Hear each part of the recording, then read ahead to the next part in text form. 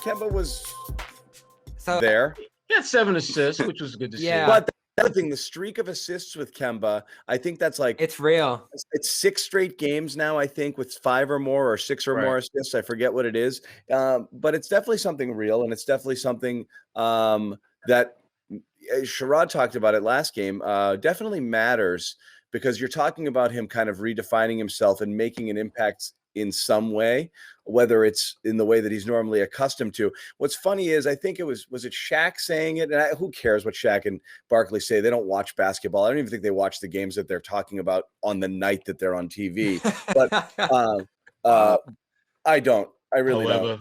I literally don't even think they're watching the Celtics game, when they go to talk at halftime. But he was saying Kemba's around 18 now. He's got to get himself to 22 points per game in the playoffs if Boston's going to go anywhere. And I completely disagree with that. I don't think that that's what he needs to be at all. I would actually rather this version of Kemba that takes the offense when it's there, and is a little bit more of a facilitator and does more things. We saw his line last game, the rebounds and assists. I'll take 7 assist Kemba. I'll take 7 assist, 14-point Kemba any day. Depends on how we get those 14 points. I mean, tonight he was 4 for 7 shooting, and that's great. Yeah. But if he's like 4 for 17 shooting with 14 points, different. It's not. But that's why I'll take efficient Kemba. He's reaching. It worries me. So I can never tell whether it's a decision for Kemba saying, I'm doing what the game needs and I'm going to shoot less, or he feels for some reason he can't get his shot. Because that's always the worry is like, is there anything physical behind him feeling that like, I can't get to my spot today, so I'm not going to be trying as much? Or it's just this isn't a game where you need me. JB's hot and I'm just going to move the ball around. If it comes to me and an opportunity to score, I'll take it. Was it a passive game for him in that regard? Is he deciding that he wants to, this is how he wants to play it? Because when he has these really low shot games, sometimes it's matchup. It's like, specific, but I don't know. Why do you think those kind of come up from time to time? Well, I think tonight, this was more about end of the road trip. JB's got it going on. We're just going to ride him all the way back to Boston and get this win. I think you're right, John. I do think that he does have games where the matchup, more than anything else, dictates how aggressive he is as far as looking for a shot. But again, that gets back to what I was saying the other day about how I like the fact that Kemba is figuring out ways to contribute and not have to score to do so. Because I think when he first came here, that's kind of what they were expecting and looking for him every single night. And I thought that was a problem with that because remember, in Charlotte, he scored a ton of points, but he wasn't efficient with it. Yeah. And so I didn't have a feel for whether he could make that transformation to becoming an efficient scorer when he's been in the league for damn near a decade and hasn't been. Yeah. So what's he going to give me other than points? Can he do other things? Can he rebound? Defense, I'm not even going to worry about defense because Kemba's always going to be at some disadvantage at that end of the floor.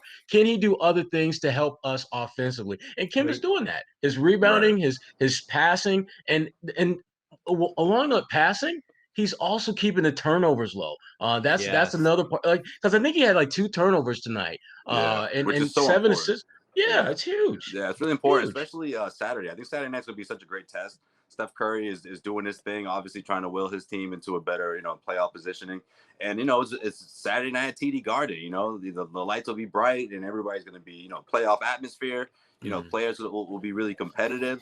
And I think this is a great opportunity for Kemba to demonstrate what he can do if he's not, the most best, the greatest defender against shiftier guards like a Steph Curry. I think it's going to be interesting to see how Marcus Smart, is able to defend that. But of course, Kemba is really interesting because on the offensive end, like you said, Sherrod, and we talked about it the other night.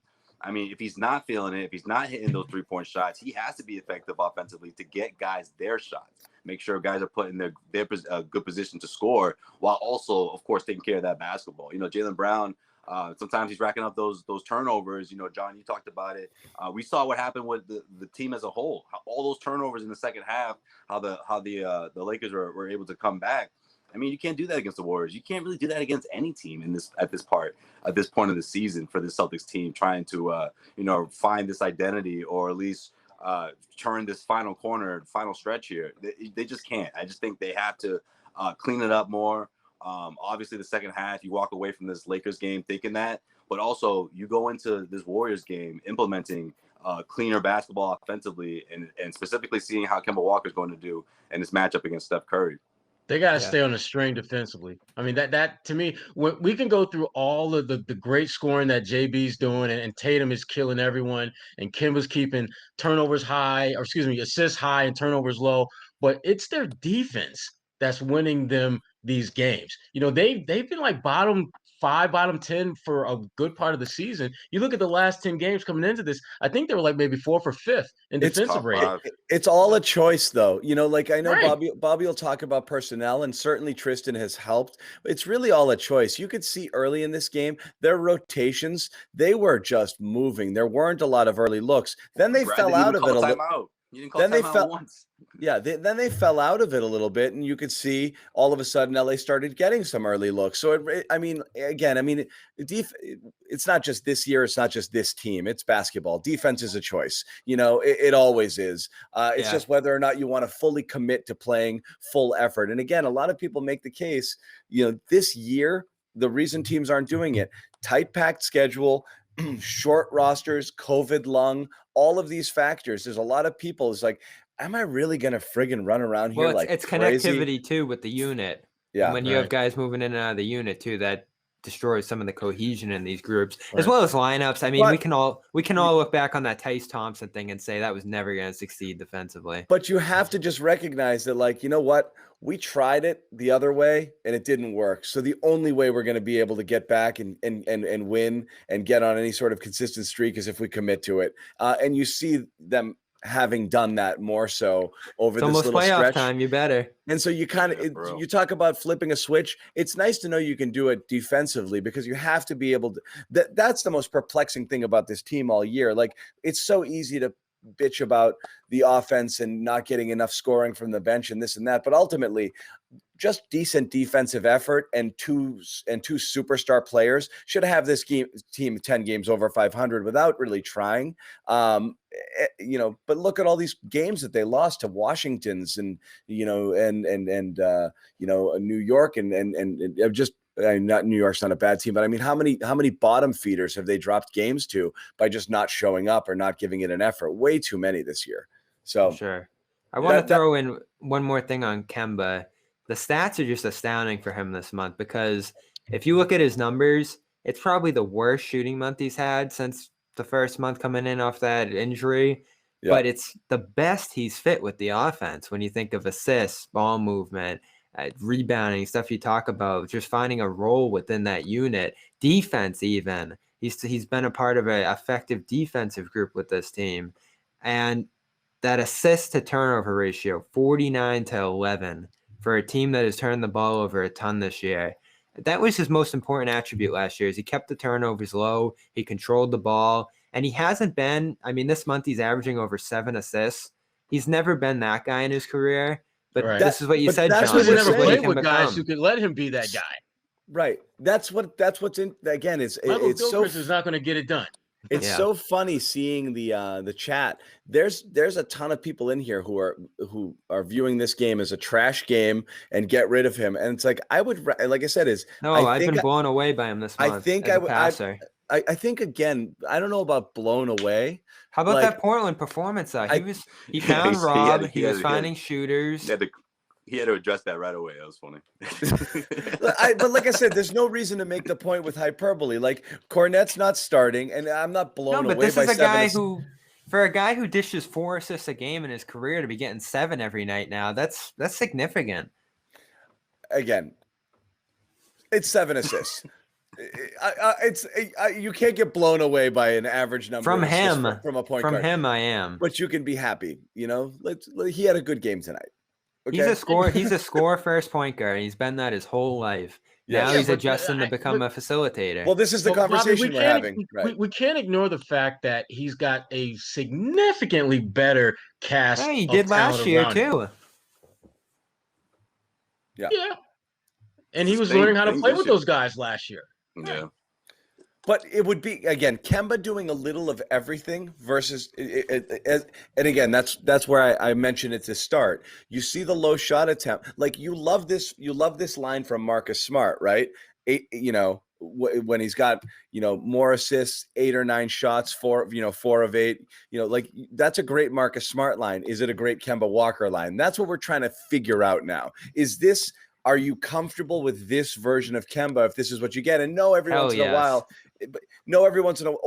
or do you need, as Barkley said or Shaq said, the guy who is doing that but also pumping in 17, 18 points a game, versus 10 or 12. You might need a little bit more output to tick it up, but also have that other stuff, because 23 point Kemba, I think, is gone. He's averaging about 17 for the year now. You'd like to see that while also, on just more efficient, as Sherrod said, is how did you get to that total? Did you get it going 4 for 7 or 4 for 17? It's nice to get to 17 points if he's shooting 6 for 13, 6 for 12, as opposed to having to jack 20 shots to get his points, which is not what this team needs. Because on a night Kemba's shooting 20 times, that's taking shots away from Jalen and Jason, and you don't want that.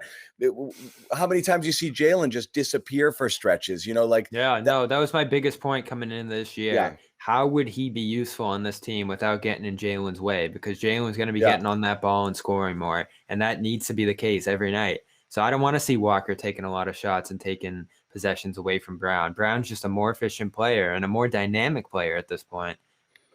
Yeah, but I think at the same time, though, you need Kemba to just he has to be that threat, right? I mean, if he's like 7 for 10, or if he's, something like that, teams aren't going to leave him open. I mean, regardless, even if he's having a cold night for the most part, right? They're not going to leave him, that open out there. But when he's a constant threat, because teams know that even if he hasn't scored in plus minutes or whatever, or if he's gone scoreless for the bulk of the first, 5 minutes, 6 minutes of a fourth quarter, he could still drop 2 back-to-back threes on you, and all of a sudden, you're going to call timeout. You need to do that to be a great passer too. You can't just be taking no shots and trying to get to positions, and that's kind of how Smart became a great passer. Like, he wasn't the most efficient scorer, but he was getting to those spots and making himself a threat and showing that he was willing to take all those shots. The defenses had to react accordingly. Now this is Kemba. Defenses are gonna react anyway.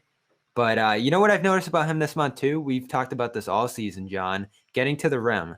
He couldn't do it, period, to start this year. That was the biggest concern, and especially last game. He got there. That's exactly it. It's that half step and just extending out in front of you. Just before, he was getting blocked every time. And so he's finishing there, and he can pass from there, and defenses don't know which he's going to do. He's shooting 60% inside this month. You guys joked about it where I put up that graphic that showed his 2-point shooting stats. But remember, he went through that spell where he just didn't score any points, any non-3-pointers. Finished with like 6 points one game, and then but he just couldn't do it. It was 0. crazy. I remember that graphic. It was like 20 points, 0 from 2. Yeah.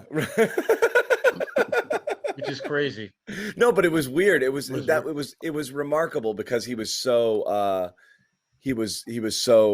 so inefficient early. So yes, seeing him get to it's again, like Sherrod said, how he's getting his points.